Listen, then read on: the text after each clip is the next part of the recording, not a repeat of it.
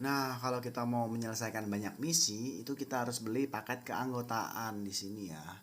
Nah, ini bisa dipilih paket-paketnya ya. Yang termurah tuh 149.000. Jadi kita per misi akan dibayar Rp2.200 dan per hari kita cuma bisa selesaiin 3 misi.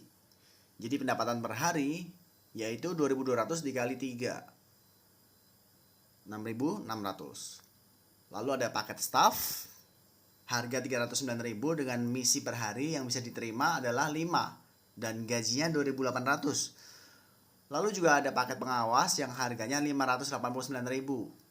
Jadi per hari kita bisa selesaiin 10 misi dengan gaji Rp3.000. Dan paket pengelola harganya 1,9 juta.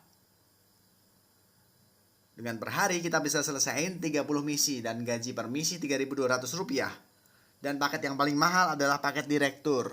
Ini harganya 4,3 juta. Dan per hari kita bisa selesaiin 50 misi dengan gaji Rp3.500. Nah, kalau misalnya kita beli paket lebih dari satu paket, itu sistemnya akumulasi. Misalnya nih, aku beli paket pengelola dan pengawas.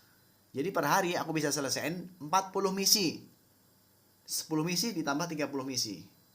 Dengan gaji mengikuti paket yang tertinggi yang kita daftarkan. Misalnya kita beli paket pengawas dan pengelola. Jadi gajinya adalah Rp3.200 per misi. Nah, kalau misalnya kita beli paket semua paket ya, kayak aku nih. Aku udah beli semua paket kecuali paket direktur. Paket promosi udah aku beli, paket staff udah aku beli, paket pengawas udah aku beli, dan paket pengelola sudah aku beli juga. Jadi sistemnya akumulasi. 30 misi, ditambah 10 misi, ditambah 5 misi, ditambah 3 misi. Jadi per hari aku bisa selesaiin 48 misi dengan gaji mengikuti paket yang tertinggi yang aku daftarkan, yaitu Rp3.200 ya.